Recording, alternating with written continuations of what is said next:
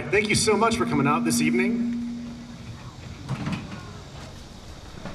and sticking around. We had a really lovely performance from the Lincoln Ways. Thank you guys very much, and I see some of you guys out there. Thanks for sticking around.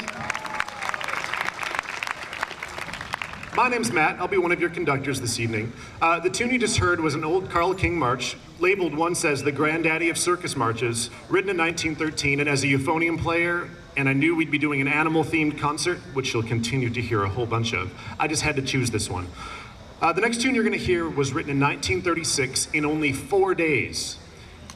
There was a commission from the Central Children's Theater in Moscow asking Sergei Prokofiev to write something for children. The idea was to, and I quote, cultivate musical tastes in children from the first years in school. It didn't come across terribly well, but ever since then it's gotten a lot of performances, primarily because of narration. And you'll hear a story about, well, this little boy Peter and a story. And to tell that story is Mr. Charles Stark. If I can bring him on up. Hope you enjoy Peter and the Wolf.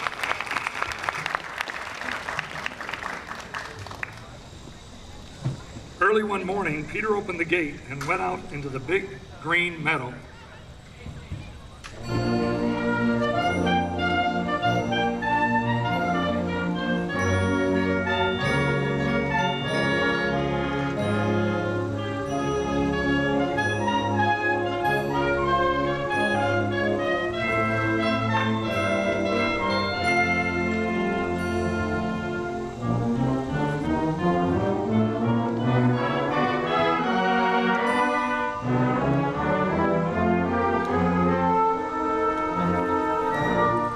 On the branch of a big tree sat a little bird, Peter's friend. All is quiet, chirped the bird.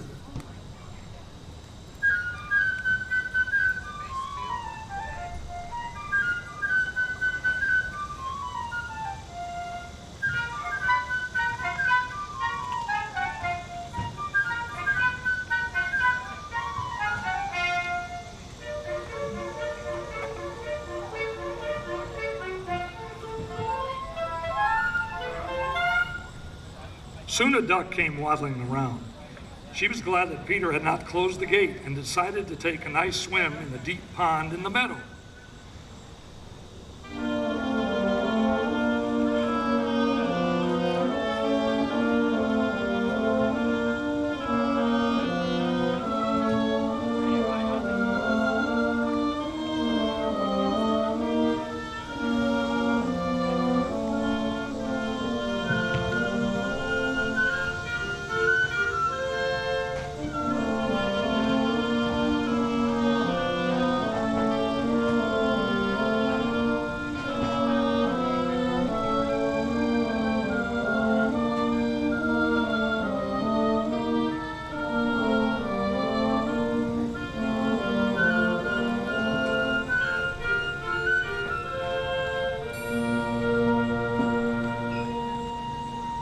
Seeing the duck, the little bird flew down upon the grass, settled next to the duck, and shrugged his shoulders. "What kind of a bird are you if you can't fly?" said he. To this the duck replied, "What kind of a bird are you if you can't swim?" and dived into the pond. They argued and argued, the duck swimming in the pond, the little bird hopping along the shore.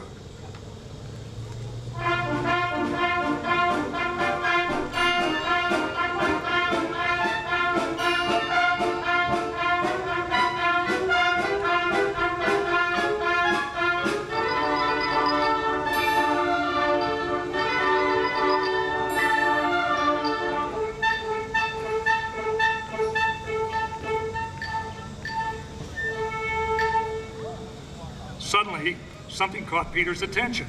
He noticed a cat crawling through the grass. The cat thought, "The bird is busy arguing. I'll just grab him." Quietly, he crept toward him on his velvet paws.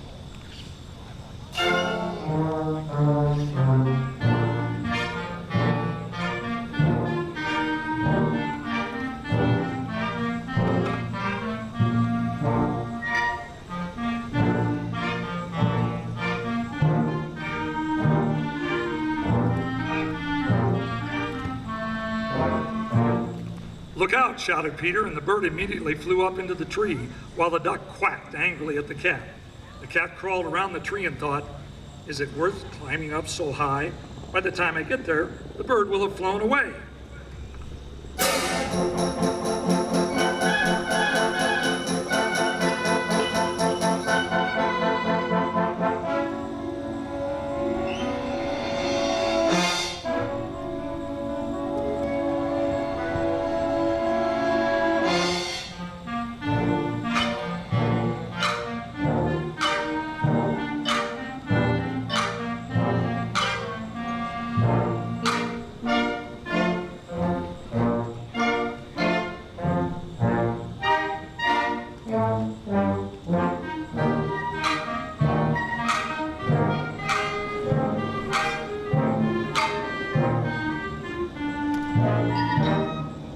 Grandfather came out. He was angry because Peter had gone to the meadow.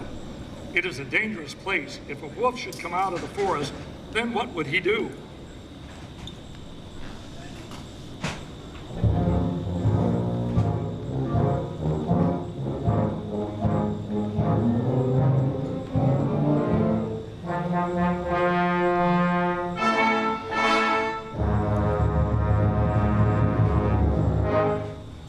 Peter paid no attention to his grandfather's words.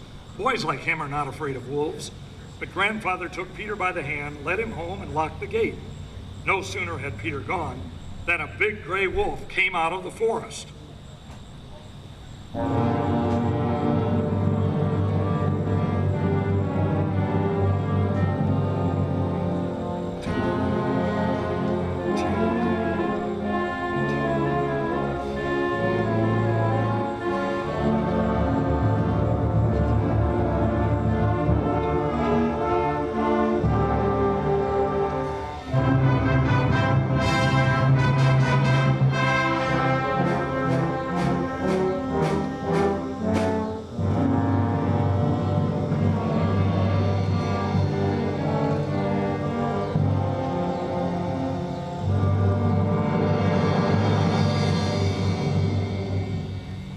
In a twinkling, the cat climbed the tree.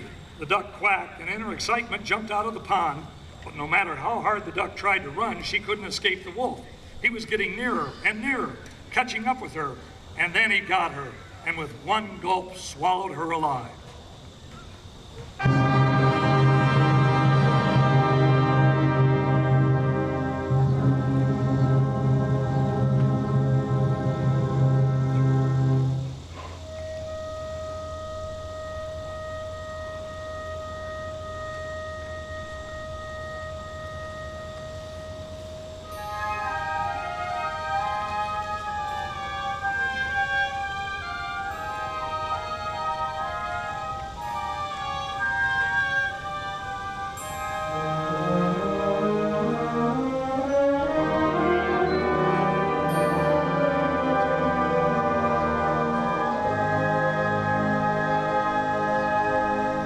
And now this is how things stood. The cat was sitting on one branch, the bird on another, not too close to the cat.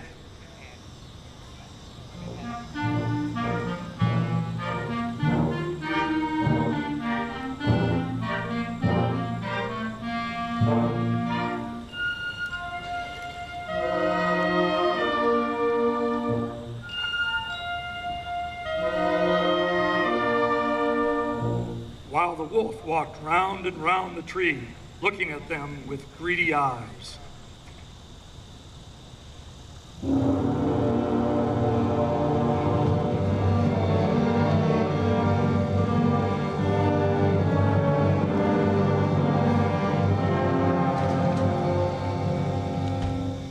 In the meantime, Peter, without the slightest fear, stood behind the closed gate, watching all that was going on.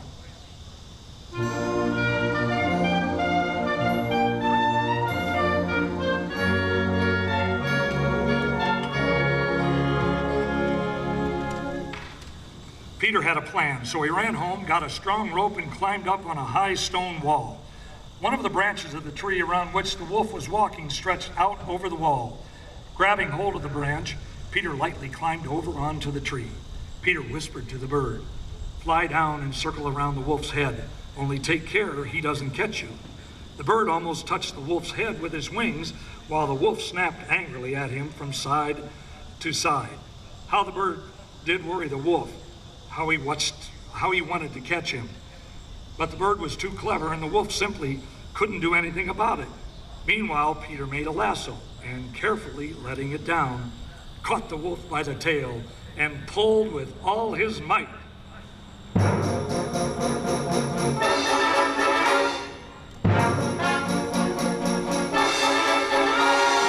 Feeling himself caught, the wolf began to jump wildly, trying to get loose.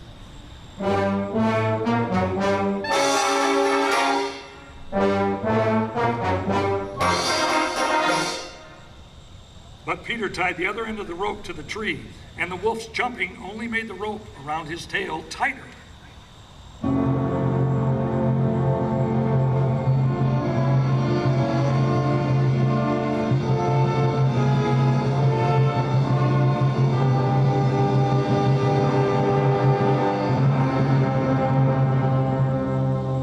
Just then the hunters came out of the woods, following the wolf's trail and shooting as they came.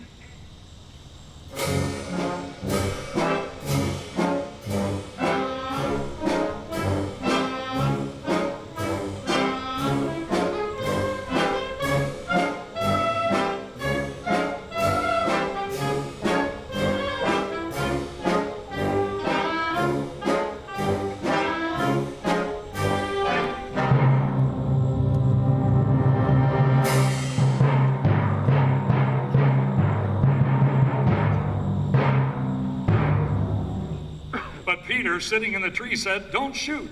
The bird and I have already caught the wolf. Now help us take him to the zoo."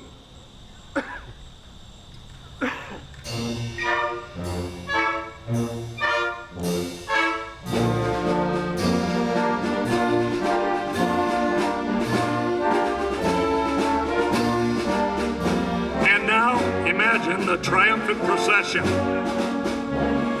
Peter at the head.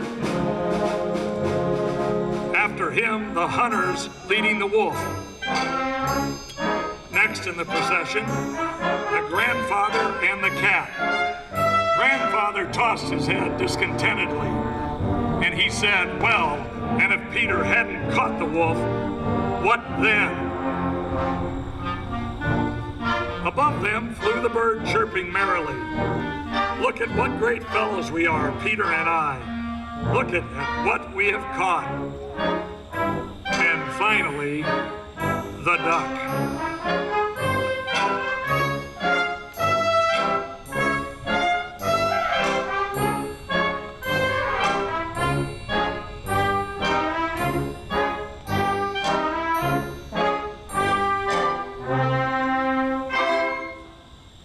And if you would listen very carefully, you could hear the duck quacking inside the wolf, because the wolf, in his haste, had swallowed her alive.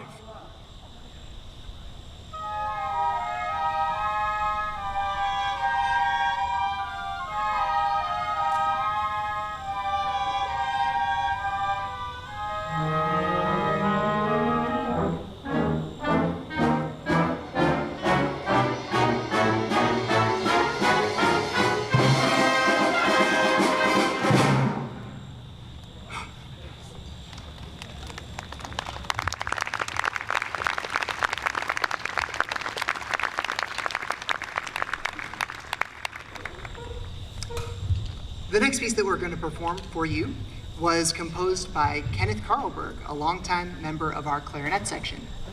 The piece is titled Procession and is loosely based on the book The Monks of Monk Hall by the American author George Lippard. This is Procession by Kenneth Carlberg.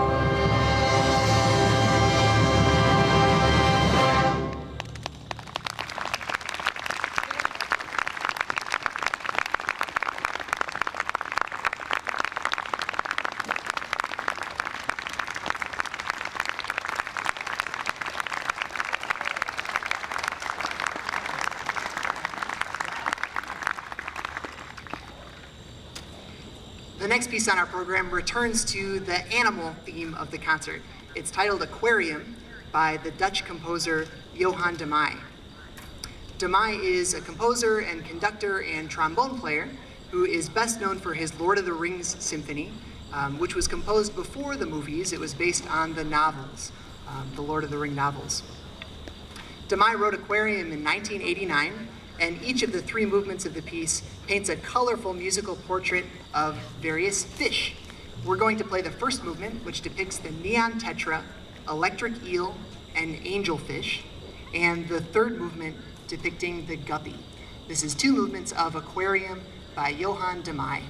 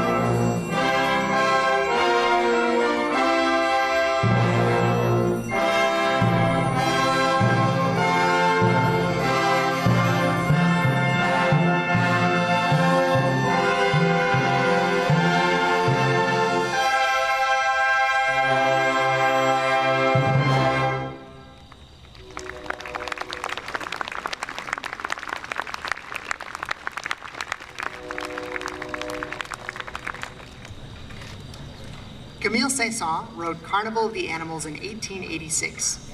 The original suite has 14 movements and calls for 11 performers. Saint-Saëns had a lot of fun writing the music, maybe too much fun writing the music, and the resulting suite is incredibly lighthearted and humorous, so much so that Saint-Saëns would not allow the work to be published during his lifetime because he was afraid that if it was published, it would detract from his reputation as a composer of serious music. We're going to play 4 movements of the suite for you. The first is the introduction and Royal March of the Lion. After the introduction, a trumpet fanfare gives way to a stately and proud theme depicting the lions. The next movement, the elephant, is a melancholy waltz featuring our wonderful tuba section. The themes the tubas play are caricatures of themes from Mendelssohn's Scherzo from A Midsummer Night's Dream and Berlioz's Dance of the Sylphs, just one of Saint-Saëns' many musical jokes.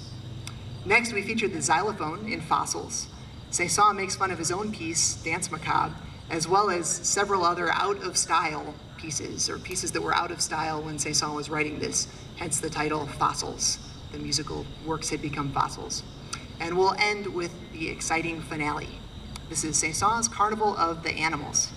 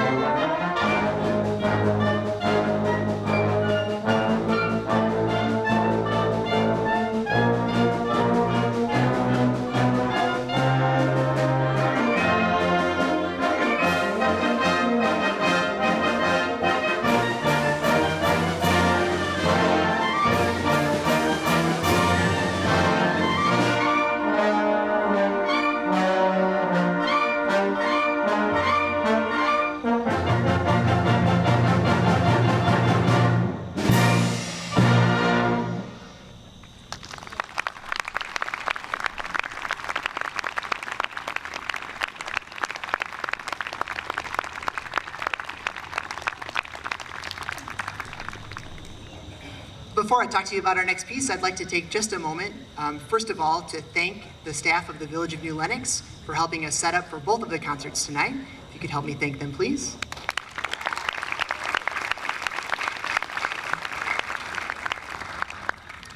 I would also like to thank the co-conductor for the concert tonight, Mr. Matt Doherty. He stepped in kind of at the last moment to really help us out and make this concert work. So thank you very much, Matt.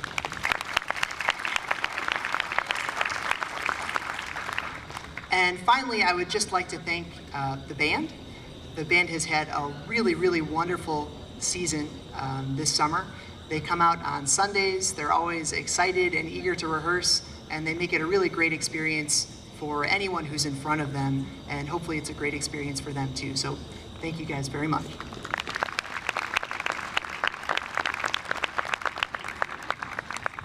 Next, we're going to play another circus march, Henry Fillmore's The Circus Bee. Henry Fillmore was a gifted composer who also ran a successful music publishing company started by his father. Henry had a stormy relationship with his father, who saw band music as evil. Imagine that. Henry actually ran away from home to get married and to play trombone in a circus band against his father's wishes. He did eventually return, and he helped reinvigorate his father's business by publishing his own band music and transitioning it away from just publishing church music. The Circus Bee is a humorous tribute to a probably non-existent circus newspaper. It demands virtuosity from every section of the band, but especially from our trombone section. This is Henry Fillmore's The Circus Bee.